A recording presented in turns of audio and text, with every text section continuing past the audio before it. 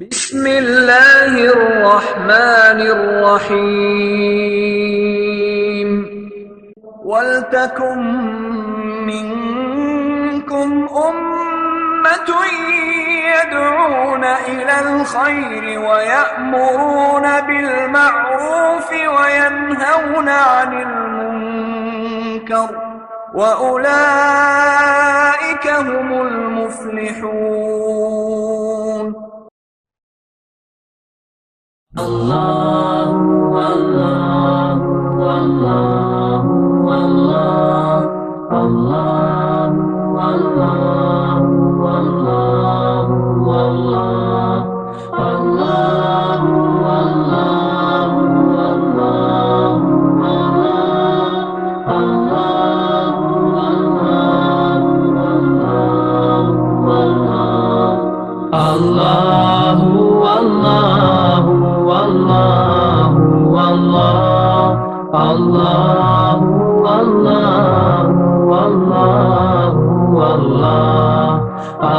اللہ اللہ اللہ اللہ السلام علیکم ورحمۃ اللہ وبرکاتہ۔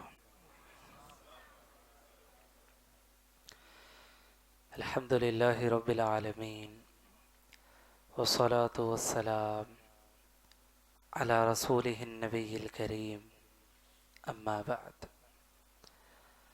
اعوذ باللہ من الشیطان الرجیم، من ہمزہ ونفخہ ونفثہ، بسم اللہ الرحمن الرحیم۔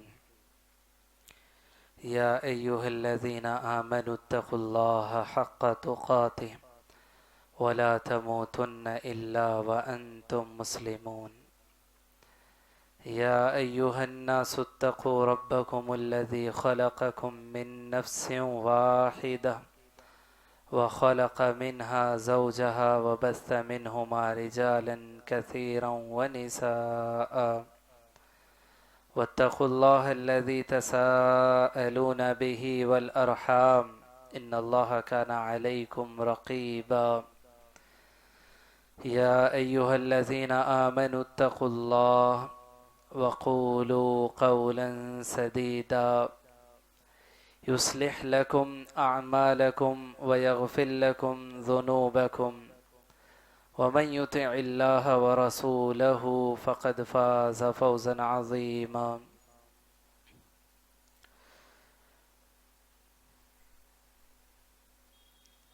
اللہ رب العالمین کا بے انتہا احسان و شکر ہے کہ اللہ تبارک و تعالی نے پھر ایک مرتبہ ہم تمام کو دینی مجلس، دینی محفل جو یقیناً مبارک ہے، رحمت والی یہ محفل ہے، اللہ تبارک و تعالی نے ہم تمام کو یہاں جمع ہونے کا موقع عنایت فرمایا۔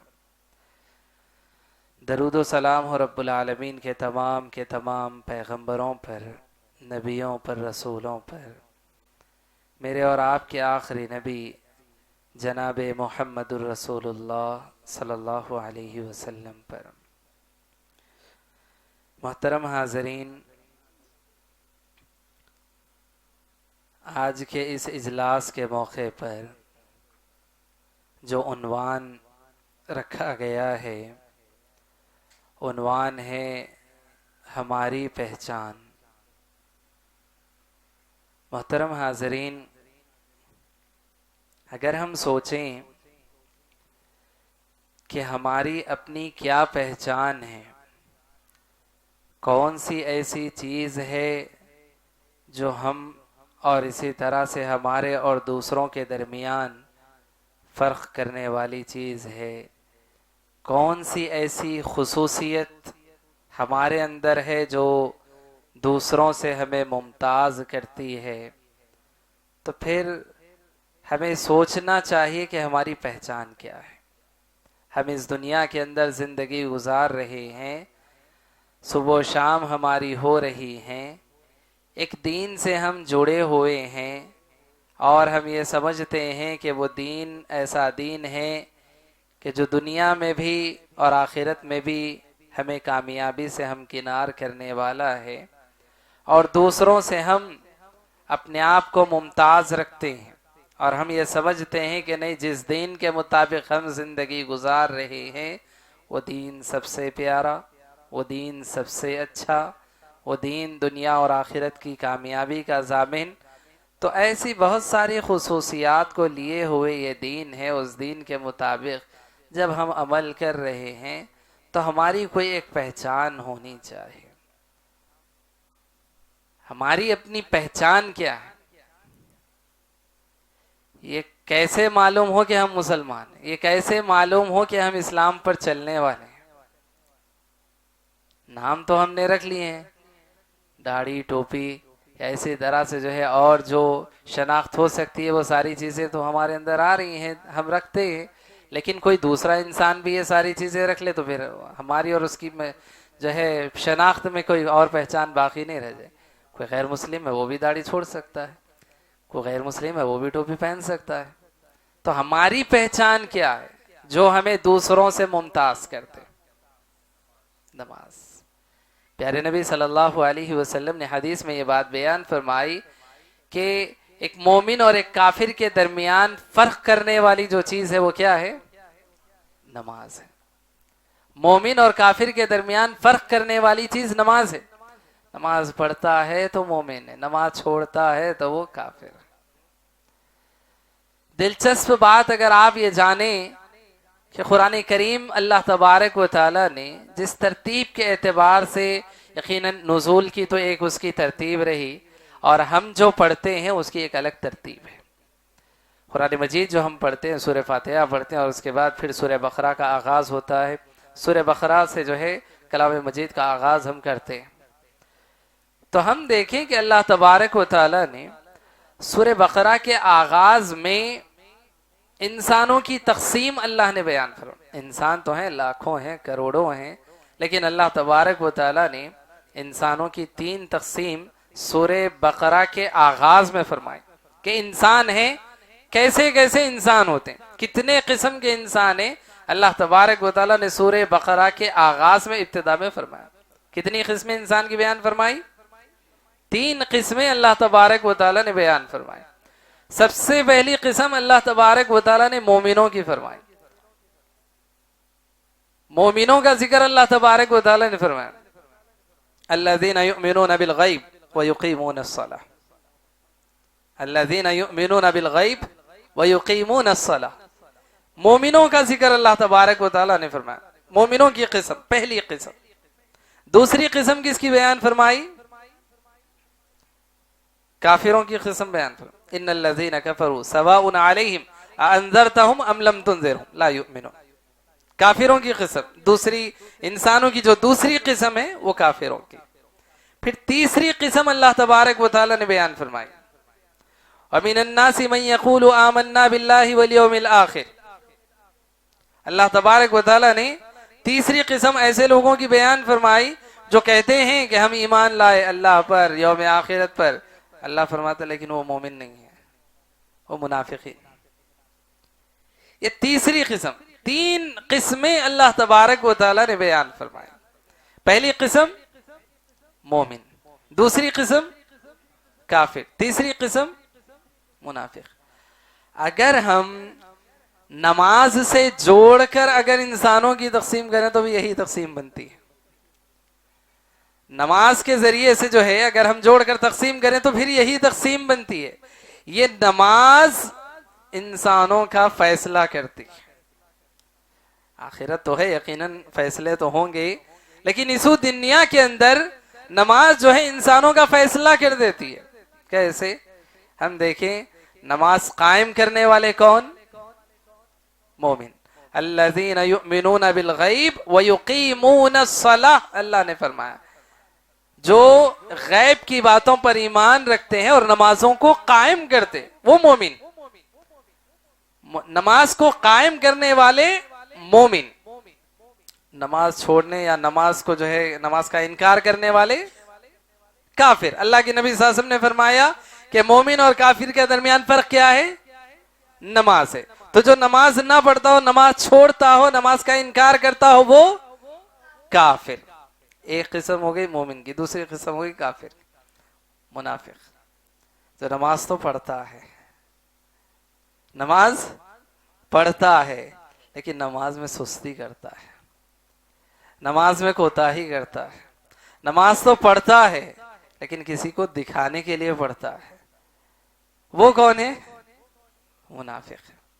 یہ نماز فیصلہ کرتی ہے کہ دیکھ لو اللہ نے جو 3 قسمیں بیان فرمائی ہیں کس میں تمہارا شمار ہے۔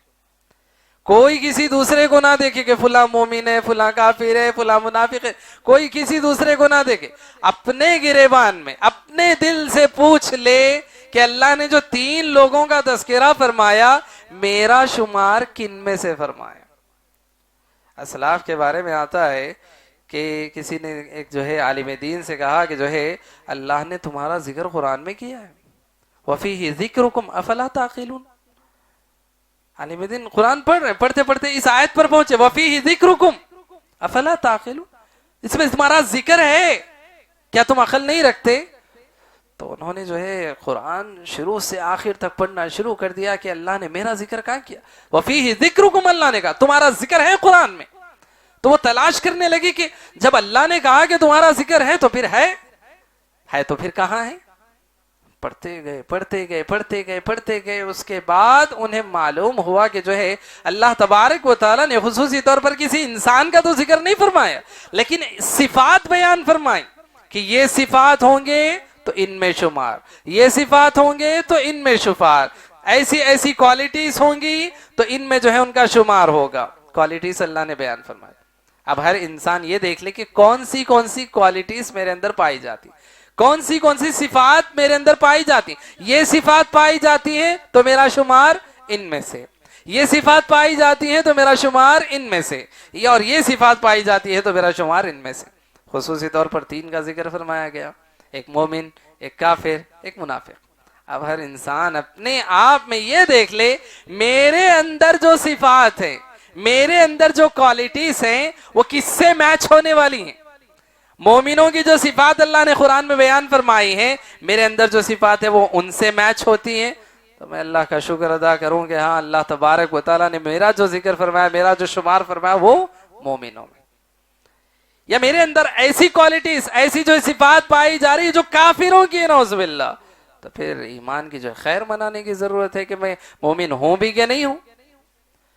یا پھر ایسی صفات پائی جا رہی ہیں کہ جو ہے اللہ تبارک و تعالیٰ نے جن کا ذکر منافقین میں فرمایا کہ ہے ایسی ایسی کوالٹیز ان کی بتائی گئی ہیں، اگر میرے اندر ویسی صفات پائی جا رہی ہیں تو پھر انسان جو ہے سوچے کہ میں سب کچھ کر رہا ہوں لیکن باوجود اس کے میرا شمار ایسے لوگوں میں، نماز پڑھ رہا ہوں لیکن پھر بھی منافق، ذکر کر رہا ہوں لیکن پھر بھی منافق، زندگی گزار رہا ہوں، نام مسلمان کر رکھا ہے لیکن پھر بھی منافق، مسلمانوں کے گھر میں پیدا ہوں لیکن پھر بھی منافق۔ تو پھر سوچنے کی ضرورت ہے کہ اگر یہ صفات پائی جا رہی، اور خصوصی طور پر منافقین کی کیا صفت بیان کی گئی، بتایا گیا کہ وہ کہتے ہیں کہ ہم اللہ پر ایمان لائے، وہ کہتے ہیں کہ ہم آخرت کے دن پر ایمان لائے، نام ان کے مسلمانوں جیسے، نماز بھی وہ پڑھتے ہیں، ذکر بھی وہ کرتے ہیں، سب کچھ کرتے ہیں، جو کچھ آج ہم اپنے آپ کو مسلمان سمجھ کر جتنے کام ہم کرتے ہیں وہ سارے کام وہ کرتے تھے، لیکن معاملہ کیا تھا؟ اللہ تبارک و تعالیٰ نے فرمایا کہ وہ جب نماز پڑھتے ہیں تو نماز میں کیا کرتے ہیں؟ سستی کرتے ہیں، نماز میں کاہلی کرتے، سستی کرتے، یہ ان کی صفت بتائی گئی۔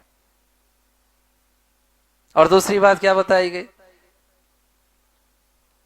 الذین هم یراؤون، نماز پڑھتے ہیں، ویل للمصلین، اللہ نے کہا ہلاکت ہے، بربادی ہے ایسے نمازیوں کے لیے، نمازیوں کے لیے بربادی کہا گیا، عام لوگوں کے لیے نہیں، نماز پڑھنے والے لیکن پھر بھی بربادی ہے ان کے لیے۔ ویل للمصلین فویل للمصلین الذین هم عن صلاتهم ساہون، جو نمازوں کو بھول جایا کرتے ہیں، نماز پڑھتے تو ہے لیکن نماز میں سستی کرتے، کوتاہی کرتے۔ الذین هم عن صلاتهم ساہون، نماز کا وقت ہوتا ہے سوئے رہتے، نماز کا وقت ہوتا ہے بات چیت میں مشغول ہے، نماز کا وقت ہوتا ہے اپنے کام کاج میں لگے ہوئے، نماز کا وقت ہوتا ہے میٹنگوں میں لگے ہوئے، نماز کا وقت ہوتا ہے کاروبار میں لگے ہوئے، نماز کا وقت ہوتا ہے دنیا کے سارے مشغولیات میں لگے۔ الذین هم عن صلاتهم ساہون، نمازوں کو جو بھول جایا کرتے ہیں۔ الذین هم عن صلاتهم ساہون الذین هم یراؤون. کبھی پڑھتے بھی ہیں لیکن کس لیے پڑھتے ہیں؟ دکھانے کے لیے پڑھتے ہیں. دیکھو ہم بھی نماز پڑھ رہے ہیں. الذین هم یراؤون, نماز پڑھتے ہیں دکھانے کے لیے کہ دیکھو ہم نماز پڑھ رہے ہیں. یہ کس کی کوالٹیز بتائی گئی ہے؟ ان کی جن کو اللہ نے قرآن نے منافق کہا, اور اللہ نے فرمایا ایسے نمازیوں کے لیے ویل ہے. ویل کس کو کہتے ہیں؟ ویل پیارے نبی صلی اللہ علیہ وسلم نے فرمایا کہ جو ہے جہنم کا ایک خطرناک گڑھا ہے, اس کو ویل کہا جاتا. ویل کہا جاتا. ویل کے اور دوسرے بھی معنی اگر دیکھیں گے, ہلاکت, بربادی, تباہی, اس کو ویل کہا جاتا. تو اللہ نے فرمایا نمازیوں کے لیے ویل ہے. ایسے نمازیوں کے لیے. کون سے نمازی؟ نماز کا وقت ہوتا ہے چھوڑ دیتے نماز, بھولے رہتے, کام کاج میں لگے ہوئے, سوئے ہوئے, میٹنگوں میں لگے ہوئے, کاروبار میں لگے ہوئے. ایسے نمازیوں کے لیے اللہ نے ویل کا لفظ استعمال. ہلاکت ہے ان کے لیے, بربادی ہے ان کے لیے, تباہی ہے ان کے لیے, جہنم کا گڑھا ہے ان کے لیے. نماز پڑھتے ہیں لیکن نمازوں کو بھول جاتے. نماز کبھی پڑھتے بھی ہے تو دکھانے کے لیے پڑھتے ہیں. الذین هم یراؤون. تو ایسے نمازیوں کے لیے اللہ تبارک و تعالیٰ نے ہلاکت و بربادی بیان فرمایا. تو تین قسم کے انسانوں کا اللہ نے ذکر فرمایا, ایک مومن, ایک کافر, ایک منافق. ہر انسان اپنے آپ میں تلاش کرے, کسی دوسرے پر انگلی اٹھانے کی ضرورت نہیں ہے. اسلام ہمیں اس بات کی اجازت نہیں دیتا کہ فتوے لگاتے پھرو کہ جو ہے فلاں کافر ہے, فلاں منافق ہے, فلاں نہیں. شریعت یہ کہتی ہے کہ اپنے آپ میں ڈٹولو, اپنے آپ میں جھانکو. یا ایھا الذین آمنوا قوا انفسکم واہلیکم نارا. حکم دیا گیا کہ اپنے آپ کو, اپنے گھر والوں کو جہنم کی آگ سے بچاؤ. دوسروں کے آپ ذمہ دار نہیں ہے کہ فتوے لگاتے پھریں کہ نہیں فلاں منافق ہے, فلاں کافر ہے. نہیں, اپنے آپ میں آپ دیکھو. اللہ تبارک و تعالیٰ نے سب سے پہلے آپ کو, اپنے آپ کو بچانے کا حکم دیا. اپنے آپ کو بچاؤ, اپنے گھر والوں کو بچاؤ جہنم کی آگ سے. اس بات کا حکم دیا گیا. تو ہر انسان اپنے آپ میں, اپنے ضمیر میں یہ ٹٹول کر دیکھے کہ جو ہے میں کس قسم کے انسانوں میں میرا شمار ہوتا ہے. اب اس سے آگے بڑھ کر میں ایک اور سوال اگر آپ سے کروں کہ دنیا میں ہم, اللہ تبارک و تعالیٰ نے ہمیں بھیجا, یقیناً ہم میں سے ہر کسی کا ایک ایک مقصد ہے کہ زندگی میں گزار رہا ہوں, میں زندگی میں یہ بنوں گا, میں وہ بنوں گا, میں ایسا بنوں گا, ویسا بنوں گا, میں یہ پڑھوں گا, وہ پڑھوں گا. تو دیکھیے انسان کے بہت سارے اپنے اپنے مقاصد ہوتے ہیں, اور یقیناً یہ مسلمانوں کے لیے بڑی افسوس کی بات بھی ہم کہہ سکتے ہیں کہ کتنے ایسے مسلمان ہیں ہمارے اپنے نوجوان ہیں کہ جن کو یہ تک معلوم نہیں ہے کہ میں زندگی گزار رہا ہوں, میری زندگی کا کیا مقصد, مجھے کیا کرنا ہے. بس زندگی چل رہی ہے, گزار رہے, بس ایسے ہی جیتے جا رہے ہیں, بے مقصد زندگی. مقصد نہیں ہے زندگی میں کچھ بھی, بس زندگی گزار, ایسے بھی نوجوان. لیکن یاد رکھیں ہمیں اپنا مقصد طے کرنا نہیں ہے, ہمیں اپنا مقصد طے کرنا نہیں ہے, کیونکہ مقصد وہ طے کرتے ہیں جن کا کوئی مقصد نہیں ہوتا ہے. ہمارا مقصد اللہ نے طے کر کے بھیجا ہے. اللہ تبارک و تعالیٰ نے کیا فرمایا سورہ ذاریات آیت نمبر 56 میں اللہ تبارک و تعالیٰ نے کیا کہا, وَمَا خَلَقْتُ الْجِنَّ وَالْإِنسَ إِلَّا لِيَعْبُدُونَ. وَمَا خَلَقْتُ الْجِنَّ وَالْإِنسَ إِلَّا لِيَعْبُدُونَ. کوئی اس آیت کا ترجمہ جانتے ہیں؟ کیا اللہ نے کہا اس آیت میں؟ ہم نے جن اور انسانوں کو صرف کا لفظ ایڈ کریں آپ. اللہ تبارک و تعالیٰ نے جو بات کہی, میں نے جنوں اور انسانوں کو صرف میری عبادت کے لیے پیدا کیا, صرف میری عبادت کے لیے. تو میرے اور آپ کے اس دنیا کے اندر آنے کا مقصد کیا ہے؟ اللہ کی عبادت, اللہ کی عبادت. اور آج ہم دیکھیں ہماری زندگی میں بہت سارے مقاصد ہیں, لیکن سب سے اصل جو مقصد جس کے لیے ہم کو پیدا کیا گیا وہ مقصد سے ہم خالی ہیں. بہت سارے مقاصد ہیں زندگی میں, میں یہ کروں گا, میں وہ کروں گا, میں فلاں بنوں گا, میں ایسا کروں گا, میں ویسا کروں گا, دنیا کو پلٹا کر رکھ دوں گا, دنیا کو ہلا کر رکھ دوں گا, ہنگامہ مچا کے رکھ دوں گا, فلاں بہت سارے مقاصد. دنیا میں اپنا نام کروں گا, دنیا میں روشن کروں گا, یہ کروں گا. جو مقصد اللہ نے دیا, جس مقصد کی خاطر اللہ نے پیدا کیا, ہمارا وجود اس دنیا کے اندر کس لیے؟ اللہ کی عبادت کے لیے. اس مقصد سے انسان غافل, اس مقصد سے انسان ہٹا ہوا ہے. بہت سارے مقاصد ہیں زندگی میں, لیکن جو مقصد اللہ نے دے کر بھیجا ہے وہ مقصد سے غافل ہے، ہٹا ہوا ہے انسان اس مقصد سے، جو ہے اس مقصد کے مطابق زندگی نہیں گزار۔ اور اگر میں آپ سے ایک سوال کروں کہ جو ہے کوئی بھی چیز انسان اس دنیا کے اندر جو ہے کوئی بھی پروڈکٹ تیار کرتا ہے، کوئی بھی چیز اپنی جو ہے مشنری ہو یا کوئی بھی چیز تیار کرتا ہے، اور اگر وہ چیز وہ کام نہ کرے، جیسے مثال کے طور پر یہ مائک میں لگایا ہوا، یہ مائک ہے تاکہ جو ہے آواز دور تک پہنچے، اس سے جو ہے آواز بڑی آئے۔ اگر مان لیں کہ جو ہے مائک میں لگایا ہوا ہوں اپنے سر پر، لیکن اس مائک میں جو ہے بڑی آواز نہیں آ رہی، یہ جو ساؤنڈ سسٹم جو چل رہا ہے یہ نہیں آ رہا ہے، یہ اپنا کام نہیں کر رہا ہے، تو کیا میں اس کو اپنے سر پر لگا کر رکھوں گا؟ میں نکال کر ہٹا دوں گا کہ یہ کام کا نہیں ہے۔ گھڑی چل رہی ہے، گھڑی کو بنایا گیا کہ وہ چلے اور وقت بتائے، اگر وہ اپنا کام نہ کرے تو کیا ہم اس کو دیوار پر سجا کر رکھیں گے؟ نہیں، بہت اچھی ہے، خوبصورت ہے، وہ کام کی نہیں ہے، وہ چیز آپ نکال کر اس کو پھینک دیں گے۔ کوئی بھی چیز آپ دنیا کے اندر، جو بھی چیز انسان بناتا ہے ایک مقصد کے لیے بناتا ہے کہ بھئی یہ مقصد میرا ہے اس کام کے پیچھے، یہ جو چیز میں نے لی ہے اس کام کے لیے۔ اگر وہ چیز وہ کام نہیں کرتی ہے تو آپ کے لیے وہ بیکار ہے، چاہے کتنی قیمتی ہو، لیکن وہ آپ کے لیے بیکار ہو چکی ہے کیونکہ وہ اپنا کام نہیں کر رہی۔ اللہ نے ہمیں جس لیے پیدا کیا، جس مقصد کے لیے پیدا کیا، ہم وہ کام نہیں کر رہے ہیں۔ اللہ نے ہمیں کیوں پیدا کیا؟ اس کی عبادت کے لیے۔ اگر ہماری زندگیاں اس کام سے خالی ہے تو پھر ہم بیکار ہیں۔ لاکھوں صلاحیتیں ہمارے اندر ہو، خوبیاں ہو، اسی طرح سے جو ہے کئی طرح کی قابلیت ہمارے اندر ہو، لیکن ہم بیکار۔ کیوں بیکار ہیں؟ جس مقصد کے لیے پیدا کیا گیا وہ مقصد نہیں ہے، جس کام کے لیے پیدا کیا گیا وہ کام ہم نہیں کر رہے، تو پھر ہم بیکار ہیں۔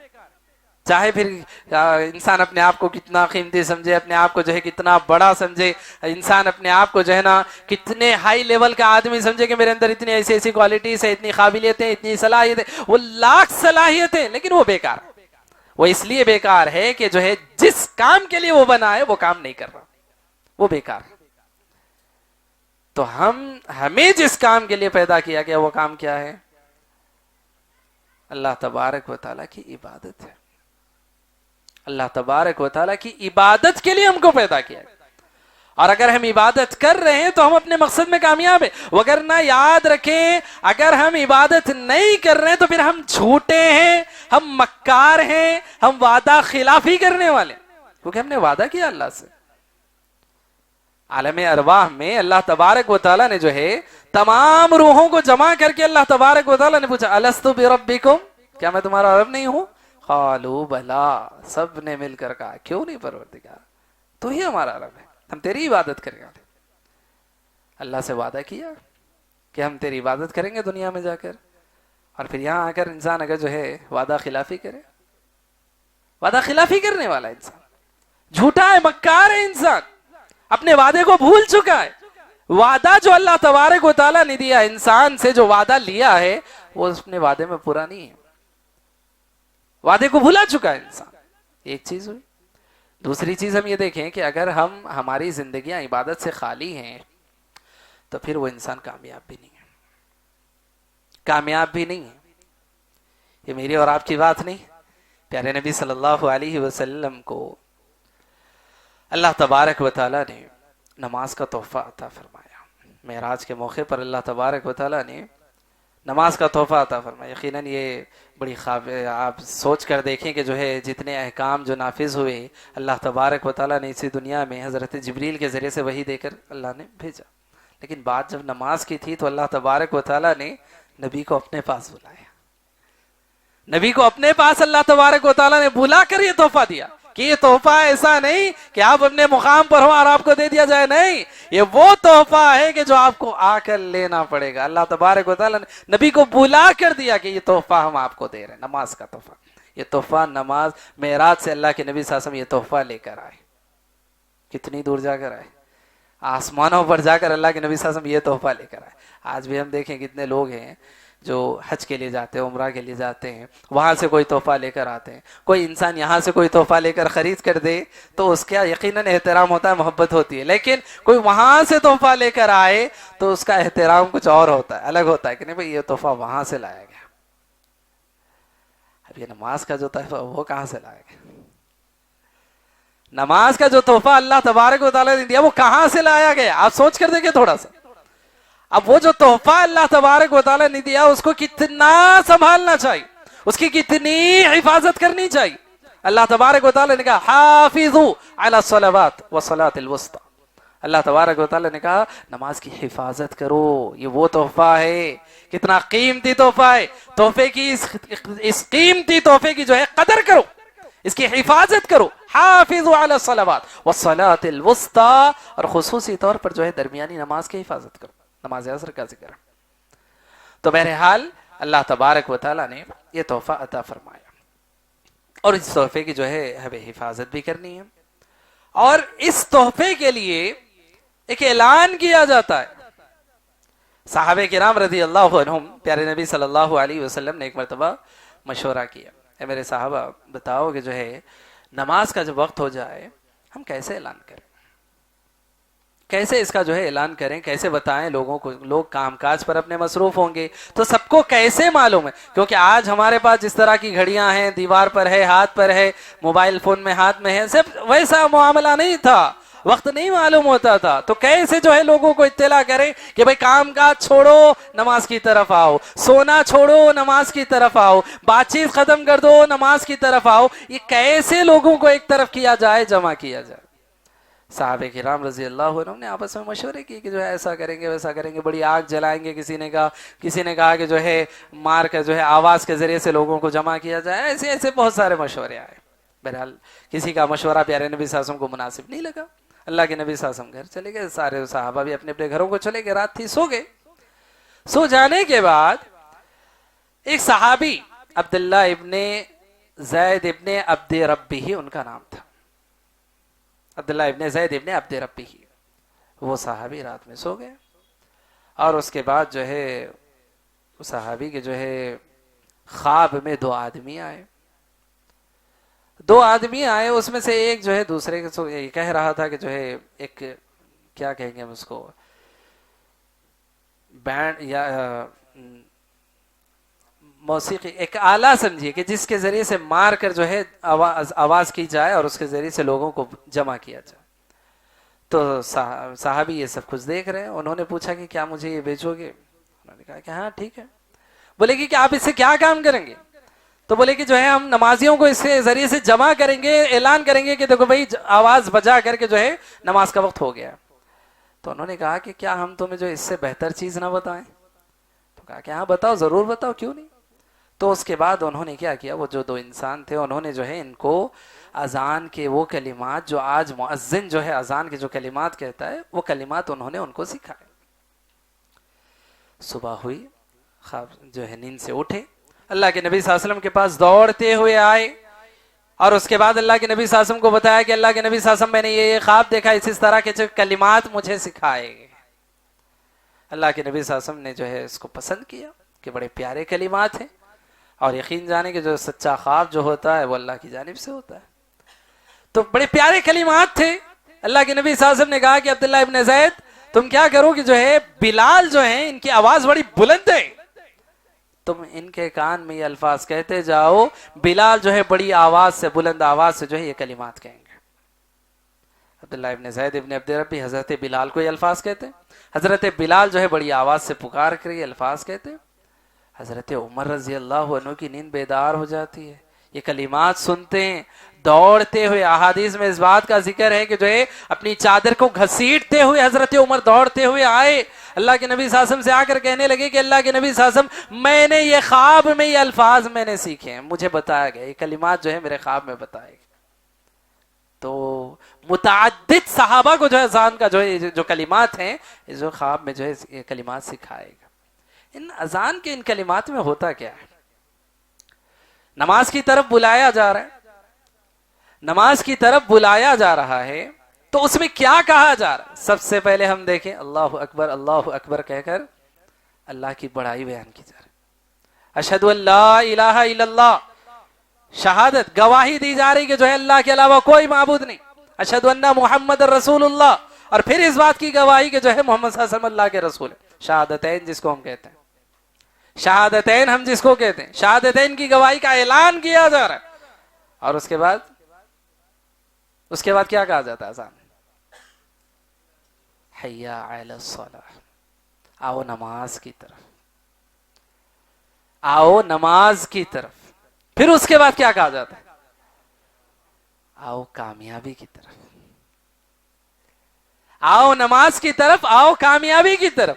دائیں جانب اپنا رخ کرتے ہوئے مؤذن کہتا ہے آؤ نماز کی طرف، اور بائیں جانب رخ کرتے ہوئے کہتا ہے کہ آؤ کامیابی کی طرف۔ مطلب یہ ہوتا ہے کہ اگر نماز کی طرف آؤ گے تو کامیابی کی طرف آؤ گے، نماز کی طرف آؤ گے تو کامیابی کی طرف آؤ گے۔ اور اگر میں آپ سے یہ بات پوچھوں، یہ مؤذن کے اپنے الفاظ نہیں ہیں، یہ وہ الفاظ ہیں جو اللہ نے سکھائے ہیں، یہ وہ کلمات ہیں جو اللہ نے سکھائے ہیں۔ نماز کا تحفہ اللہ نے دیا، اذان کے کلمات اللہ نے سکھائے، اور اذان میں بھی یہ کلمات سکھائے کہ آؤ نماز کی طرف، آؤ کامیابی کی طرف۔ کامیابی کے لیے انسان کہاں کہاں نہیں بھٹکتا، آج در در بھٹکتا ہے، در در بھٹک رہا ہے انسان کہ میں کامیاب ہو جاؤں۔ ہر انسان کی یہی کوشش ہے، بس کامیاب ہو جاؤں، کامیاب ہو جاؤں، کامیاب ہو جاؤں۔ کہاں ملے گی کامیابی؟ مؤذن تو پکار پکار کر کہتا ہے کہ آؤ کامیابی یہاں ہے، اور ہم اپنے کاموں میں مصروف ہے، کامیابی کو دوسری طرف تلاش کر رہے ہیں۔ کامیابی ادھر ہے، انسان کامیابی کو تلاش کرنے دوسری طرف جا رہا ہے۔ ملے گی کامیابی؟ نہیں ملے گی کامیابی۔ آپ جس در پر آپ کو کھٹکھٹانا ہے اس در کو چھوڑ کر لاکھوں دروں پر آپ پھرتے جائیں، لاکھوں دروں کو کھٹکھٹائیں، وہ کامیابی آپ کو نہیں ملے گی، کیونکہ آپ کامیابی کا آپ نے سمجھا ہی نہیں کہ کامیابی کہاں ہے۔ مؤذن تو پکار پکار کر کہتا ہے آؤ کامیابی کی طرف، یہ ہے کامیابی۔ کامیابی کیا ہے؟ کامیابی یہ جو پیشانی اللہ تبارک و تعالیٰ نے دی ہے، اس پیشانی کو اس کے سامنے جھکانا، یہ سب سے بڑی کامیابی۔ اس سے بڑی کوئی اور کامیابی نہیں ہے، یاد رکھیں، اس سے بڑی کوئی کامیابی نہیں۔ پیارے نبی صلی اللہ علیہ وسلم اللہ تبارک و تعالیٰ نے کیسے کیسے انعامات عطا فرمائے۔ خاتم النبیین، خاتم المرسلین، اللہ تبارک و تعالیٰ نے آپ کو بنایا۔ اللہ تبارک و تعالیٰ نے کہا انا اعطیناک الکوثر، ہم نے آپ کو کوثر عطا کیا۔ اور مفسرین نے اس آیت کی تفسیر کرتے ہوئے یہ بات کہی کہ جو ہے کوثر سے مراد خیر کثیر ہے۔ اللہ تبارک و تعالیٰ نے نبی کو خیر کثیر عطا فرمایا، دنیا میں بھی آخرت میں بھی اللہ تبارک و تعالیٰ نے انعامات سے مالا مال فرمایا۔ اور اللہ کے نبی صلی اللہ علیہ وسلم ان انعامات کے بدلے میں کیا کرتے تھے؟ ان انعامات کے بدلے میں نبی کیا کرتے تھے؟ پیارے نبی صلی اللہ علیہ وسلم کے بارے میں آتا ہے کہ راتوں کو جاگ جاگ کر تہجد کی نمازیں پڑھا کرتے تھے۔ اس قدر لمبی لمبی نمازیں اللہ کے نبی صلی اللہ علیہ وسلم کی ہوا کرتی تھیں کہ جو ہے پیروں میں ورم آ جاتے، پیر سوج جاتے تھے۔ آپ اندازہ لگائیں کہ پیر کب سوجتے ہیں انسان کے۔ آج ہم بھی کھڑے ہوتے ہیں، کوئی آدھا گھنٹہ کوئی 1 گھنٹہ کھڑا ہوتا ہے، پیر سوج جاتے ہیں؟ نہیں سوجتے۔ تو یہ کتنی لمبی مدت ہوتی تھی، اللہ کے نبی صلی اللہ علیہ وسلم کتنی دیر کھڑے ہوتے تھے نماز کے لیے کہ پیر سوج جاتے تھے، ورم پڑ جاتے تھے پیروں میں۔ تو حضرت عائشہ رضی اللہ عنہا پوچھتی ہیں اللہ کے نبی صلی اللہ علیہ وسلم آپ کے اگلے پچھلے تو اللہ نے سب کچھ مٹا دی، پھر آپ اتنی عبادت کیوں کرتے ہیں؟ تو پیارے نبی صلی اللہ علیہ وسلم کا جواب سنیں اور قربان جائیں کہ اللہ کے نبی صلی اللہ علیہ وسلم نے فرمایا افلا اکون عبدا شکورا، اللہ نے جو نعمتیں مجھ کو دی ہیں کیا میں اللہ کا شکر گزار بندہ نہ بنوں؟ میں اللہ کی شکر گزاری کر رہا ہوں کہ اللہ نے مجھ پر یہ انعامات کیے، اور شکر گزاری کا جو طریقہ اللہ کے نبی نے استعمال کیا وہ نماز تھا۔ اپنی پیشانی کو اللہ کے نبی صلی اللہ علیہ وسلم اللہ کے دربار میں رکھا کرتے تھے۔ یہ سب سے بڑی کامیابی یاد رکھیں، اس سے بڑی کوئی اور کامیابی نہیں ہے۔ اور اگر میں آپ سے سوال کروں، دنیا کا کوئی ارب پتی کھرب پتی انسان جو ہے بن جائے لیکن آخرت کے دربار میں اگر ناکام ہو جائے، وہ کامیاب ہے؟ ناکام ہے۔ اس کی ساری دنیا، اس کی ساری دولت، اس کی ساری جو ہے جو کچھ اس نے جمع کیا کچھ کام کا نہیں ہے، مٹی میں جائے گا، ختم، سب ہر چیز اس سے دور ہو جائے گی۔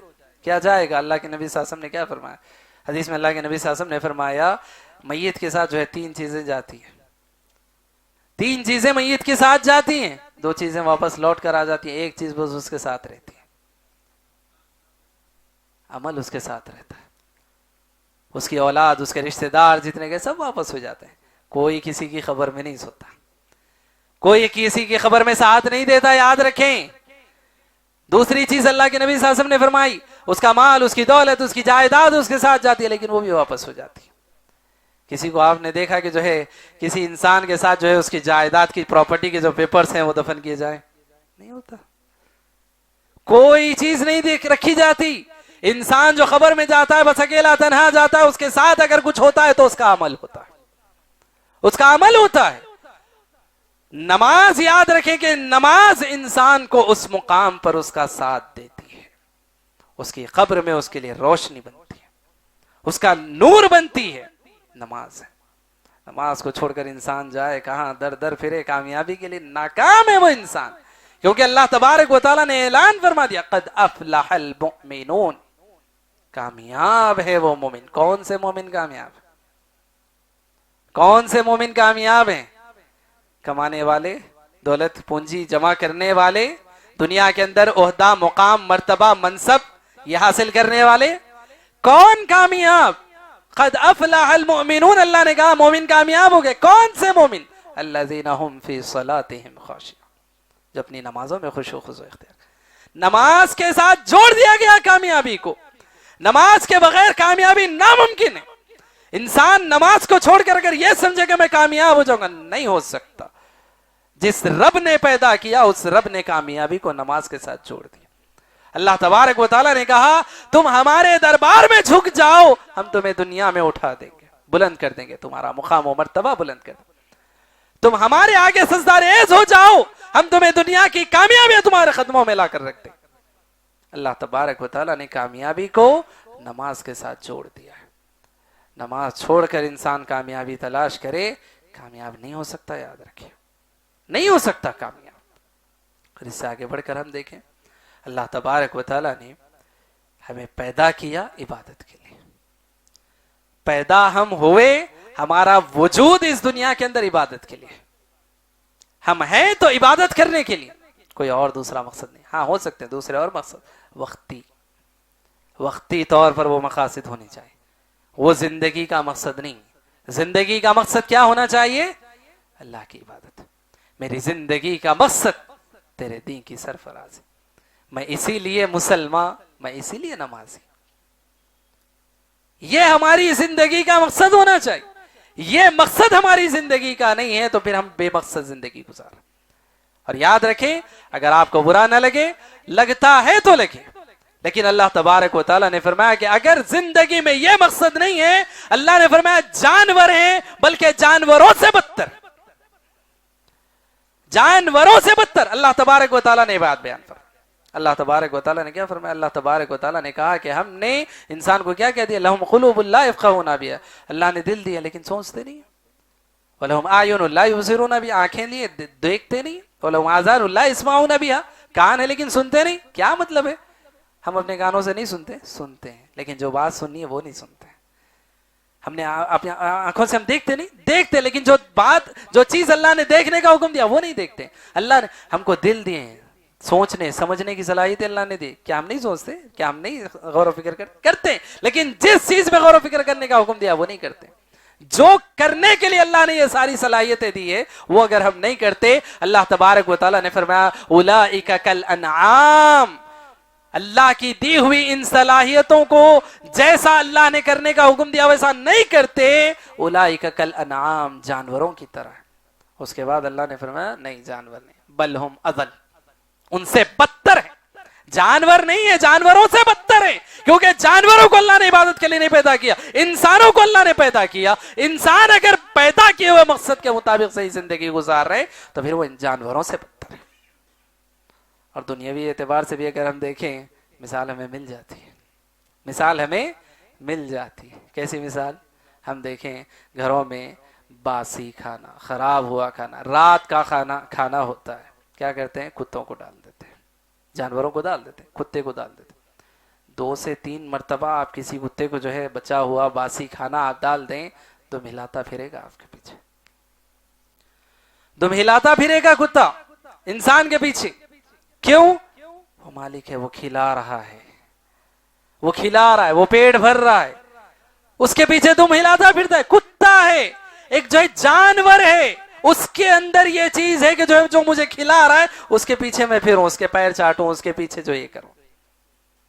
اور انسان ہے کہ اللہ تبارک و تعالیٰ نے جس کو پیدا کیا، کھلا رہا ہے، پلا رہا ہے، اس کی تمام ضروریات پوری کر رہا ہے، ایک ایک سانس جو آ رہی ہے اللہ کی نعمت ہے، دیکھ رہا ہے اللہ کی نعمت ہے، سن رہا ہے اللہ کی نعمت ہے، چل رہا ہے اللہ کی نعمت ہے، چیزوں کو پکڑ رہا ہے اللہ کی نعمت ہے، دماغ دیا اللہ نے، سوچ رہا ہے، سمجھ رہا ہے، غور و فکر کر رہا ہے، اللہ کی نعمت ہے، ایک ایک نعمت اللہ تبارک و تعالیٰ نے دی ہے۔ اور اللہ نے یہ بات کہا کہ جو ہے 5 وقت نماز پڑھنی ہے، 5 وقت اللہ نے جو جسم دیا اس کو لا کر اللہ کے دربار میں جھکانا ہے، بس۔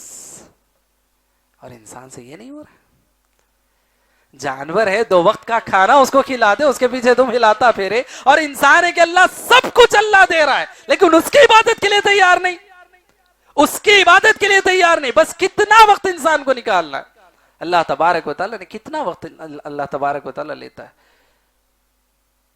اور ایسے موقع پر آپ یقین جانیں حضرت موسیٰ علیہ السلام کا جو ہے شکر گزار ہونا چاہیے اس امت کو، حضرت موسیٰ علیہ السلام کا شکر گزار ہونا چاہیے اس امت کو۔ پیارے نبی صلی اللہ علیہ وسلم جب معراج کے سفر پر گئے، اللہ تبارک و تعالیٰ نے جو تحفہ دیا تھا نمازوں کا، کتنی نمازیں دی تھی اللہ نے؟ 50 نمازیں دی تھی اللہ تبارک تحفے کے طور پر۔ پیارے نبی صلی اللہ علیہ وسلم لے کر آ رہے تھے تحفہ، حضرت موسیٰ ملے، پوچھے کیا تحفہ دیا؟ پوچھے، بولے نماز کا تحفہ دیا۔ کتنی نمازیں؟ بولے کہ 50 نمازیں۔ حضرت موسیٰ علیہ السلام نے کہا کہ جاؤ تخفیف کراؤ، تمہاری امت اتنی نمازیں نہیں پڑھ سکتی۔ اللہ کے نبی صلی اللہ علیہ وسلم گئے، نمازوں میں تخفیف ہوئی، پوچھے، پھر آئے، پھر پوچھے حضرت موسیٰ کتنی نمازیں؟ اتنی نماز نہیں، جاؤ تخفیف کراؤ۔ کراتے گئے، کتنی باقی رہ گئی؟ بس 5 باقی رہ گئی۔ پھر بھی حضرت موسیٰ بولے کہ جاؤ کراؤ۔ اللہ کے نبی صلی اللہ علیہ وسلم نے بولا کہ نہیں، اس کے آگے جانے سے مجھے شرم آتی، اس سے کم کرانے مجھے شرم آتی۔ اللہ کے نبی صلی اللہ علیہ وسلم رک گئے، 50 کی جگہ بس 5 نمازیں پڑھنی ہے۔ اللہ کا انعام تحفہ دیکھیں، اللہ تبارک و تعالیٰ نے یہ کہا کہ بس 5 پڑھنی ہے، ثواب 50 کا دوں گا۔ جو 50 اللہ نے دینی تھی وہ دی اللہ تبارک و تعالیٰ، ثواب وہی رکھا لیکن نمازوں میں تخفیف کر دی۔ اور انسان ہے کہ جو 5 نمازیں پڑھنے میں بھی انسان آگے پیچھے ہوتا رہے کہ فلاں کام آ گیا، فلاں مجبوری آ گئی، فلاں ضروری کام آ گیا، ایسا ہو گیا، ویسا ہو گیا۔ آپ سے اگر میں پوچھوں کہ جو ہے انسان کے لیے سب سے نازک وقت کون سا ہو سکتا ہے؟ ظاہر سی بات ہے نازک وقت ہم اس کو کہیں گے جہاں زندگی موت کا فیصلہ، زندگی موت کا فیصلہ ہو تو وہ جو ہے نازک وقت شمار ہوتا ہے۔ اور میدان جنگ جو ہے وہ جان ہتھیلی پر رکھ کر نکلنے کا موقع ہوتا ہے، وہ بڑا نازک موقع ہے۔ دشمنوں کی جانب سے حملے ہو رہے ہیں، تیریں برس رہی ہیں، تلواریں چل رہی ہیں، یا ایسا وقت۔ اگر آپ سے میں سوال کروں کہ جو ہے کیا ایسے نازک وقت میں جب میدان جنگ میں ہوں، دشمنوں کی جانب سے تیریں برس رہی ہوں، دشمن آگے بڑھ رہے ہوں، جان پر ہتھیلی رکھ کر مسلمان کھڑے ہو، کیا ایسے وقت میں نماز معاف ہے؟ اتنے نازک وقت میں کیا نماز معاف ہے؟ اچھا معاف نہیں۔ کیا یہ جائز ہے کہ جو ہے تھوڑا جنگ پہلے کر لیں گے، مکمل کر لیں گے، اس کے بعد جو ہے نماز پڑھ لیں گے، کیا یہ جائز ہے؟ اتنے نازک وقت میں، نازک مرحلے میں، جان ہتھیلی پر رکھی ہوئی ہے، دشمنوں کی جانب سے حملے ہو رہے ہیں، اتنی بھی گنجائش نہیں کہ جو ہے پہلے جنگ کر لیں گے بعد میں نماز، نہیں، گنجائش نہیں ہے۔ قرآن میں اللہ تبارک و تعالیٰ نے کہا کہ اے نبی کیا کرو، آپ 2 گروہ کر دو، 2 گروپ کر دو، ایک گروپ لڑتا رہے گا، دوسرا گروپ نماز پڑھے گا، پھر یہ گروپ جس نے نماز پڑھ لی وہ جائے وہ لڑتا رہے گا، اور یہ گروپ جو لڑ رہا تھا وہ نماز پڑھے گا۔ اتنی بھی گنجائش نہیں کہ پہلے جنگ کر لیں بعد میں نماز، نہیں، موت آئے تو اس حال میں آئے کہ نماز پڑھتے ہوئے، موت آئے تو اس حال میں کہ اللہ تبارک و تعالیٰ کی عبادت کرتے ہوئے۔ اللہ تبارک و تعالیٰ نے کیا کہا؟ وَاعْبُدْ رَبَّكَ حَتَّى يَأْتِيَكَ الْيَقِينُ، عبادت کرو، کب تک کرو؟ کب تک کرو عبادت؟ وَاعْبُدْ رَبَّكَ، اپنے رب کی عبادت کرو، کب تک؟ حَتَّى يَأْتِيَكَ الْيَقِينُ، جب تک موت نہ آئے تب تک عبادت کرو، موت آنے تک عبادت کرنا ہے، اس وقت تک عبادت کرتے رہنا ہے۔ انسان یہ نہ سمجھے کہ میں نے بہت پڑھ لی، میں نے اتنی پابندی کر لی، اتنی کر لی، میں نے حج کر لیا، میں نے عمرہ کر لیا، میں نے فلاں صدقہ کر لیا، میں نے مسجد بنوا دی، میں نے مدرسہ بنوا دیا، میں نے خدمت کا اتنا بڑا کام کرتے، نہیں، وہ جو کیا لیکن عبادت نبی کو حکم دیا گیا وَاعْبُدْ رَبَّكَ حَتَّى يَأْتِيَكَ الْيَقِينُ، موت آنے تک عبادت کرنا ہے۔ وہ دوسروں کے عقیدے ہیں کہ میں نے اتنا کر لیا اب کچھ کرنے کی ضرورت نہیں، وہ دوسروں کے عقیدے، مسلمان کا عقیدہ نہیں، یاد رکھیں۔ مسلمان کا عقیدہ یہ ہے کہ جو ہے مرتے دم تک عبادت کرنا، مرتے دم تک عبادت کرنا ہے، مرتے مرتے بھی عبادت کرنا ہے۔ کیا کہا اللہ کے نبی صلی اللہ علیہ وسلم نے؟ مان لے کہ جو کوئی کھڑے ہونے کی کسی کو استطاعت نہیں ہے، ٹھہر نہیں سکتا، 2 منٹ ٹھہر نہیں سکتا، کیا نماز معاف ہے؟ 2 منٹ کھڑے ہو نہیں ہو سکتا کوئی، کیا نماز اس کو معاف ہے؟ نہیں۔ کوئی بیٹھ نہیں سکتا، کیا اس کو نماز معاف ہے؟ لیٹا ہوا آدمی ہے، کیا اس کو نماز معاف ہے؟ پھر کس کے لیے نماز معاف ہے؟ نماز کس کے لیے معاف ہے؟ ہمارا اپنا جو شمار ہوتا ہے وہ کس میں ہے؟ ذرا غور کر لیں، ہم دیکھ لیں ہم جو نمازیں چھوڑ رہے ہیں کیا ہمارے لیے نماز معاف ہے؟ ایک کلاس روم کا جو ہے ایک سوال بتایا جاتا ہے کہ کلاس روم میں جو ہے ایک استاد نے جو ہے اپنے شاگردوں سے سوال کیا کہ نماز کون نہیں پڑھتے؟ اسٹوڈنٹس جو ہیں، طلبہ جو ہیں، ان سے جو ہے ایک استاد نے سوال کیا کہ جو نماز کون نہیں پڑھتے؟ تو طلبہ جو ہے، جو اسٹوڈنٹس ہیں، الگ الگ جواب دے رہے ہیں۔ کسی نے کہا کہ جو کافر ہوتے ہیں وہ نماز نہیں پڑھتے ہیں، کسی نے کہا کہ جو مر جاتے ہیں وہ نماز نہیں پڑھتے ہیں۔ الگ الگ بچوں کے جو ہے جوابات آ رہے ہیں، بچے ہیں، معصوم ہیں، لیکن ان کے جوابات آپ دیکھیں وہ کیا جواب دے رہے ہیں۔ ایک جواب یہ ہوتا ہے کہ جو کافر ہوتے ہیں نا وہ نماز نہیں پڑھتے، ایک کہتا ہے کہ نہیں جو مر جاتے ہیں، جس کی لاش پڑی ہوتی ہے وہ نماز نہیں پڑھتے ہیں، ایک کہتا ہے کہ جو قبروں میں دفن ہے نا وہ نماز نہیں پڑھتے۔ تو اس کے بعد استاد سوچنے لگا کہ جو ہے ہمارا شمار، ہم میں سے جتنے مسلمان ہیں، کہ ہمارا شمار کس میں ہوتا ہے؟ کیا ہم کافر ہیں نعوذ باللہ؟ کیا ہم مردے ہیں، لاش ہیں ہم، یا قبروں میں دفن ہیں ہم کون ہیں جو نمازیں چھوڑ رہے ہیں؟ نمازیں نہیں پڑھتے، کون نہیں پڑھتے؟ یہ لوگ نہیں پڑھتے، ہم بھی تو نہیں پڑھ رہے ہیں، ہم کون ہیں؟ سوچنے کی بات ہے، غور کریں اور سمجھیں کہ جو ہے نماز کس سے معاف ہے؟ کسی سے معاف ہے نماز؟ کھڑا نہیں ہو سکتا، بیٹھ کر پڑھے، بیٹھ کر نہیں پڑھ سکتا، لیٹ کر پڑھے، اشاروں سے پڑھے، آنکھوں کے اشاروں سے پڑھے، لیکن پڑھے، پڑھنا ہی پڑھنا ہے انسان کو نماز۔ کیا اب نہیں پڑھوں گا بعد میں پڑھ لوں گا؟ چلتا نہیں۔ میدان جنگ میں اجازت نہیں ہے، میدان جنگ میں گنجائش نہیں کہ بعد میں پڑھ لے۔ پھر اب ہم جو جس طرح کے بہانے لگاتے ہیں کہ نہیں کالج جا رہا ہوں بعد میں پڑھ لوں گا، ہاسپٹل جا رہا ہوں بعد میں پڑھ لوں گا، کاروبار کا وقت ہے بعد میں پڑھ لوں گا، نوکری کا وقت ہے بعد میں پڑھ لوں گا۔ کب بعد میں پڑھے گا انسان؟ اللہ نہ کرے کہ نماز کا وقت ہو چکا اور نماز کا وقت چل رہا ہے، اللہ کا فرشتہ آ جائے موت کے لیے، موت کا فرشتہ ہے، نمازی میں شمار ہوگا کہ بغیر نمازی میں شمار ہوگا؟ نماز کا وقت ہو چکا تھا، نماز نہیں پڑھا، بغیر نماز پڑھے کہ جو ہے دفن کیا جا رہا ہے۔ کتنی بری بات اس کے لیے۔ اللہ تبارک و تعالیٰ کے دربار میں کھڑا ہوگا تو کیا جواب دے گا؟ اور یہ بات یاد رکھے، ایسے ہی نمازیوں کے سلسلے میں پیارے نبی صلی اللہ علیہ وسلم جب معراج کے سفر میں گئے تھے، اللہ کے نبی صلی اللہ علیہ وسلم نے ایک چیز دیکھی، ایک چھوٹا سا جو ہے واقعہ دیکھا اللہ کے نبی صلی اللہ علیہ وسلم نے، کہ ایک آدمی ہے زمین پر پڑا ہوا ہے، ایک دوسرا آدمی ہے بڑا سا پتھر لیتا ہے، پتھر لے کر کیا کرتا ہے؟ اس کے سر کو کچل دیتا ہے، سر اس کا کچلا گیا، پتھر لڑکتا ہوا جو ہے تھوڑا سا آگے چلا گیا، وہ آدمی جاتا ہے اس پتھر کو اٹھاتا ہے، لے کر آتا ہے، اس وقت تک اس کا جو لیٹا ہوا آدمی تھا اس کا سر درست ہو جاتا ہے، وہ آدمی پھر پتھر اٹھاتا ہے، پھر اس کے سر کو کچل دیتا ہے۔ یہ چیز چل رہی ہے۔ اللہ کے نبی صلی اللہ علیہ وسلم نے پوچھا یہ کون ہے، کیا واقعہ ہے، کیا ماجرا ہے، کیوں ایسی سزا دی جا رہی؟ تو اللہ کے نبی صلی اللہ علیہ وسلم کو بتایا گیا غور کریں اور اپنی زندگیوں میں جھانک کر دیکھیں کہیں ہمارے ساتھ تو ایسا معاملہ نہیں ہو رہا ہے، تو پھر اس سزا کے لیے تیار ہو جائیں۔ اللہ کے نبی صلی اللہ علیہ وسلم کو بتایا گیا، اللہ کے نبی صلی اللہ علیہ وسلم جب نماز کا وقت ہوتا تھا یہ تو بندہ سو جایا کرتا تھا، نماز کے وقت میں سو جایا کرتا تھا، نماز پڑھتا تھا لیکن سستی کرتا تھا، کوتاہی کرتا تھا۔ اللہ اکبر، نماز پڑھنے والا پڑھتا تھا لیکن سستی کوتاہی کرنے والا، یہ سزا اس کو دی جا رہی۔ نماز نہیں پڑھتا، چھوڑ دیتا۔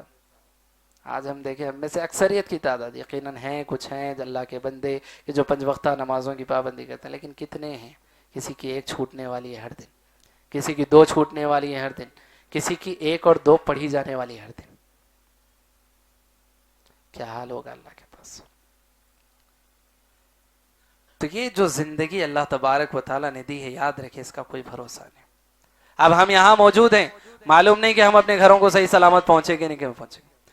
اب آج ہم سوئیں گے، معلوم نہیں کہ کل صبح ہم صحیح سلامت اٹھیں گے کہ نہیں اٹھیں گے. کسی موت کا کوئی بھروسہ نہیں.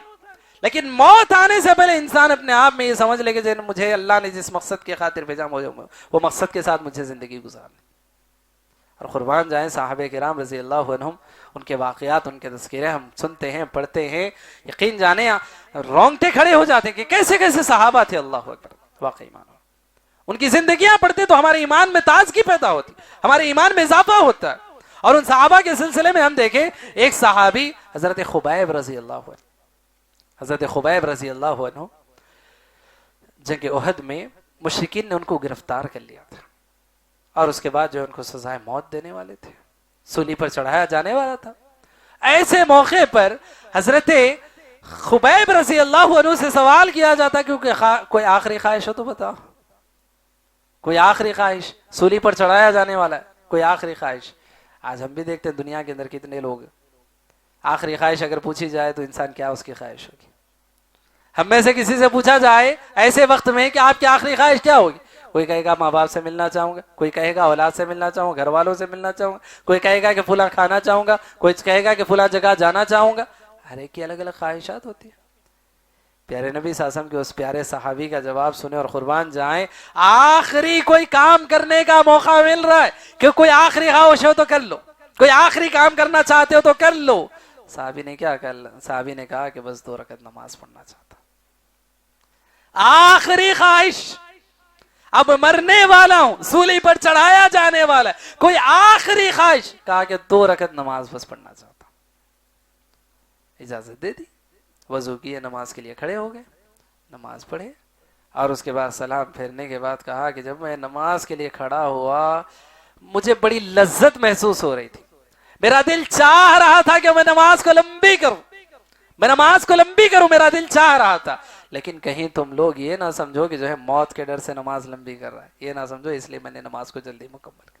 ورنہ میرا دل تو چاہ رہا تھا کہ جب میں نماز میں کھڑا ہوا میرا دل چاہ رہا تھا کہ میں نماز کو لمبی کروں اور لمبی کروں. یہ تھے صحابہ، یہ تھے صحابہ. ایک مرتبہ پیارے نبی صلی اللہ علیہ وسلم نے ایک جنگ کے موقع پر رات میں آرام کر رہے تھے سارے صحابہ. اللہ کے نبی صلی اللہ علیہ وسلم نے 2 صحابہ کو جو ہے نگرانی کے لیے کھڑا کیا کہ تم لوگ نگرانی کرو. دونوں صحابہ نے آپس میں مشورہ کیا کہ دیکھو رات بھر دونوں جاگ کر کیا کریں گے، تم تھوڑی دیر سو جاؤ، آرام کر لو، میں نگرانی کر لوں گا، پھر میں جب آرام کروں تم نگرانی کر لینا. صحابہ میں آپس میں یہ بات طے ہو گئی. اب ایک صحابی سو گئے، دوسرے جو صحابی تھے کھڑے تھے، نگرانی کرنا تھا ان کو. انہوں نے کہا کہ میں اکیلا کھڑے رہ کر کیا کروں، کھڑے رہ کر جاگ کر میں اکیلا کھڑے رہ کر کیا کروں، ایسا کروں گا کہ جو ہے نماز پڑھتا رہوں گا، نگرانی بھی رہے گی، نماز بھی ہوتی رہے گی. نماز کے لیے کھڑے ہو گئے. اب دشمن حملہ کرنا چاہتے تھے لیکن دیکھ رہے تھے کہ کوئی سایہ ہے کھڑا ہوا نظر آ رہا ہے کوئی، تو کیا کیا، آزمانے کے لیے کہ کوئی انسان ہے یا کوئی سایہ ہے کیا ہے، آزمانے کے لیے ایک تیر مشرکین نے مارا، دشمنوں نے ایک تیر مارا، سیدھا آیا صحابی کے پیر پر لگا. نماز پڑھ رہے، تیر جو ہے پیر پر لگا، لیکن نماز جاری رکھی، نماز پڑھ رہے، حرکت نہیں ہوئی کچھ. مشرکین نے دیکھا کہ نہیں سمجھ میں نہیں آیا، ڈاؤٹ ہے، نہیں سمجھ میں آیا کہ وہ کوئی سایہ ہے کوئی انسان ہے، حرکت نہیں ہو رہی، کچھ سمجھ میں نہیں آ رہا. پھر دوسرا تیر چلایا، دوسرا تیر پھر آ کر پیر پر لگا. صحابی نماز جاری رکھے ہوئے پڑھے، اور اس کے بعد جو ہے نماز جب مکمل کی، دوسرے صحابی کو اپنے جو صحابی ان کے ساتھ ذمہ داری جن کی تھی ان کو جگایا، دیکھا کہ جو پیر سے خون بہ رہا ہے، تیر لگے ہوئے، 2 تیر لگے ہوئے. پوچھا کہ جگایا کیوں نہیں، تو بولے کہ نماز میں پڑھ رہا تھا، اور جب میں نماز پڑھ رہا تھا جو سورت میں پڑھ رہا تھا میرا دل چاہ رہا تھا کہ اس سورت کو مکمل کرنے سے پہلے میں رکوع نہ کروں. میرا دل چاہ رہا تھا، میں نماز پڑھ رہا تھا، مجھے لذت مل رہی تھی، میں چاہتا تھا کہ میں یہ سورت مکمل کروں. میں نے نماز مکمل کری، اس کے بعد میں نے جگہ. اللہ اکبر. یہ شوق تھا صحابہ کا نماز کے ساتھ، یہ دلچسپی تھی صحابہ کی نماز. زندگی اور موت جو کچھ اللہ نے دی بس اس کی عبادت میں لگاتے تھے. مرتے دم تک عبادت کرتے تھے، اللہ تبارک و تعالیٰ کے لیے جو ہے نمازیں پڑھا کرتے تھے. اور صحابہ کے بارے میں بات یہ مشہور تھی، یاد رکھیں. صحابہ کے بارے میں یہ بات تھی کہ اگر کسی کو تیر لگ جاتا، اگر تیر نکالنا ہوتا تو پھر کیسے؟ کیونکہ تیر جب نکالی جاتی ہے بڑی تکلیف ہوتی ہے، تو صحابہ کیا کرتے؟ نماز میں کھڑے ہو جاتے. نماز میں جب کھڑے ہو جاتے ان کا تیر نکال لیا جاتا اور ان کو جو ہے اتنی زیادہ تکلیف نہ ہوتی. یہ نماز سے ان کا شوق تھا، یہ نماز سے ان کا شوق تھا، یاد رکھیں. اور آج ہمارا معاملہ کیا ہے؟ بڑی بیزارگی کے ساتھ انسان آتا ہے، بس نماز پڑھتا ہے، 10-15 منٹ میں نماز سے فوراً اس کو سلام پھیرتا ہے، انسان کو مسجد سے باہر نکلنا ہے. یہ آج ہماری بیزارگی ہے نماز سے. اور وہ صحابہ کا شوق دیکھیں، آخری خواہش پوچھی جاتی ہے تو نماز کہتے ہیں. ہر مرحلے میں وہ نماز نماز نماز، بس نماز ہے. کیوں؟ یہ نماز ہی ہے کہ جو انسان کے تعلق کو اس کے رب سے جوڑتی ہے. یہ نماز ہی ہے. اسی لیے اللہ کے نبی صلی اللہ علیہ وسلم نے فرمایا کہ جب کوئی بندہ نماز میں کھڑا ہوتا ہے، خوش آواز میں، اچھی آواز میں تلاوت کرتا ہے، اللہ تبارک و تعالیٰ کے اس کلام کو پڑھتا ہے، اللہ کے نبی صلی اللہ علیہ وسلم نے فرمایا وہ قرآن تو پڑھ رہا ہے لیکن اپنے رب سے سرگوشی کر رہا ہے. اپنے رب سے سرگوشی کر رہا ہے. کیا مطلب سرگوشی کا؟ سرگوشی کا مطلب ہوتا ہے کہ جو ہے کسی خاص انسان کو، اپنے کسی خاص قریبی کو قریب بلا کر کان میں کوئی بات کہنی ہوتی ہے، اس کو سرگوشی کہتے ہیں. تو بندہ جب کلام پاک کی تلاوت کرتا ہے ایسے مرحلے میں تو پھر اللہ سے سرگوشی کرتا ہے، اللہ سے بات چیت کرتا ہے، کلام کرتا ہے. اس مقام کو وہ پہنچ جاتا ہے. اور اسی لیے ہم دیکھیں اللہ تبارک و تعالیٰ سے جو ہمارے تعلق کو جوڑنے والی چیز ہے وہ نماز ہی ہے. اللہ تبارک و تعالیٰ نے کیا کہ یا ایھا الذین آمنوا استعینوا بالصبر والصلاۃ. اللہ سے مدد مانگو تو کیسے مانگو؟ صبر اور نماز سے. نماز چھوڑ کر مدد مانگو نہیں ملے گی.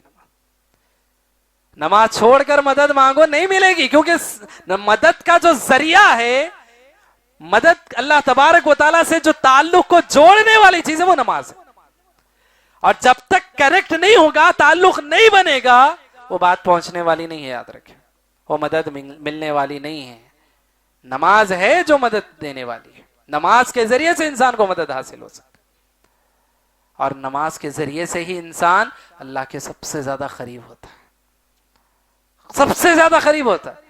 اللہ کے نبی صلی اللہ علیہ وسلم نے حدیث میں بیان فرمایا ہے کہ انسان اللہ تبارک و تعالیٰ سے سب سے زیادہ اس وقت قریب ہوتا ہے جب سجدے کی حالت میں ہوتا ہے. سجدے کی حالت میں ہوتا ہے تو اللہ سے سب سے زیادہ قریب ہو جاتا ہے. تو یہ نماز ہے جو انسان کو اللہ سے قریب کرتی ہے. نماز سے ہٹا تو پھر آپ دیکھیں دور ہوتا جائے گا، دین سے دور ہوگا. نماز سے دور، دین سے دور. نماز چھوڑ کر کوئی انسان دیندار نہیں بن سکتا. یاد رکھیں نماز بھی چھوڑ رہا ہے اور اپنے آپ کو دیندار بتا رہا ہے کہ میں مسلمان ہونے میں فلاں ہوں، میں فلاں ہوں. کوئی فائدہ نہیں دے گا. نہ نام فائدہ دے گا، نہ گھر فائدہ دے گا، نہ خاندان فائدہ دے گا کہ میں مسلم گھرانے میں پیدا ہوا. نہیں، کام آنے والی چیز نہیں ہے. کام آنے والی چیز نہیں ہے. گھر مسلمانوں کا کام نہیں دے گا، خاندان مسلمانوں کا کام نہیں دے گا، نام مسلمانوں کا کام نہیں دے گا. کام آنے والی چیز اس کا عمل ہے. کام آنے والی چیز اس کا عمل ہے. اللہ کے نبی صلی اللہ علیہ وسلم کائنات کے امام، کائنات کے امام، امام الانبیاء اپنی بیٹی کو کہتے ہیں یا فاطمہ دنیا میں جو کچھ مانگنا ہے مانگ لو، آخرت میں کام نہیں آ سکتا. تم آخرت میں تمہارے کام نہیں آ سکتا. کون کہہ رہے ہیں، کس کو کہہ رہے ہیں، آپ اندازہ لگا لیں. اور آج دنیا میں انسان کہتا پھر کہ نہیں وہ فلاں کام آئے گا، وہ فلاں کے جو ہے یہ کر لیں گے، وہ کر لیں گے. کوئی چیز کام آنے والی نہیں. یاد رکھیں کام آنے والی چیز نماز. نماز آنکھوں کی ٹھنڈک ہے. کس کے آنکھوں کی ٹھنڈک؟ پیارے نبی صلی اللہ علیہ وسلم فرمایا کرتے تھے بلال نماز کے ذریعے سے ہمارے دلوں کو سکون پہنچاؤ. نماز کے ذریعے سے ہمارے دلوں کو سکون پہنچاؤ. بلال کو حکم دیا کرتے تھے اللہ کے نبی صلی اللہ علیہ وسلم. اور اسی طرح سے اللہ کے نبی صلی اللہ علیہ وسلم نے فرمایا قرۃ عینی فی الصلاۃ، میری آنکھوں کی جو ٹھنڈک ہے وہ نماز میں. آنکھوں کی ٹھنڈک نماز میں، دل کا سکون نماز میں. اور انسان یہ دل کا سکون کہیں اور تلاش کرتا پھر ملے گا؟ نہیں ملے گا. یہ آج جتنے لوگ ذہنی تناؤ اور اسی طرح سے جو ہے بے چینی کے جو شکار ہیں، یہ نماز سے دوری کا نتیجہ ہے، یاد رکھیں، یہ نماز سے دوری کا نتیجہ ہے۔ نماز پڑھیں گے دلوں کو اطمینان ملے گا، دلوں کو سکون ملے گا، روح کی غذا ملے گی، اور اسی طرح سے جہاں آنکھوں کی ٹھنڈک ملے گی۔ یہ نہیں ہے تو پھر یہ سب کچھ نہیں ہے، یہ نہیں ہے تو پھر سب کچھ نہیں ہے، یاد رکھیں، کیونکہ اللہ تبارک و تعالیٰ نے دو چیزیں رکھی، انسان کا ایک جسم ہے، ایک روح ہے۔ جسم کی غذا یہ کھانا پینا جو کچھ ہے، روح کی غذا اللہ کی عبادت ہے، اللہ کا ذکر ہے، یاد رکھیں۔ یہ نہیں ہے تو پھر روح پیاسی ہے، روح تڑپ رہی ہے اندر اندر انسان کے۔ آج یہ جتنی شکایتیں انسان کی ہوتی ہے، بے چینی کی کیفیت ہے، ہال ہال ہونا جسے کہتا ہے انسان، طرح طرح کے جو ذہنی تناؤ میں مبتلا ہے، ٹینشن ہے، ڈپریشن ہے، فلاں ہے، کیوں ہے؟ جو روح کو جو چیز پہنچنی ہے وہ نہیں پہنچ رہی ہے، روح کی غذا اس کو نہیں مل رہی ہے، روح تڑپ رہی ہے، انسان سسک رہی ہے، انسان سے کہتی ہے کہ اللہ کے دربار میں لے کر جا، اللہ کے دربار میں اپنے سر کو جھکا، اللہ کا ذکر کر، مجھے اپنی جو پیاس بجھانی، اس کی بھوک جو ہے، روح کی جو غذا ہے وہ غذا اس کو نہیں مل رہی ہے، اسی لیے انسان آج پریشان ہے۔ تو ضرورت اس بات کی ہے کہ ہم نمازوں کے پابند بن جائیں۔ یاد رکھیں نماز کے بغیر ہماری کوئی جو ہے پہچان نہیں، نماز کے بغیر ہماری کوئی پہچان نہیں۔ جیسے میں نے ابتدا میں یہ بات کہی کہ نماز ہے جو فرق کرنے والی ہے، نماز پڑھتا ہے مومن ہے، نماز نہیں پڑھتا ہے کافر ہے، نماز میں سستی کرتا ہے منافق ہے۔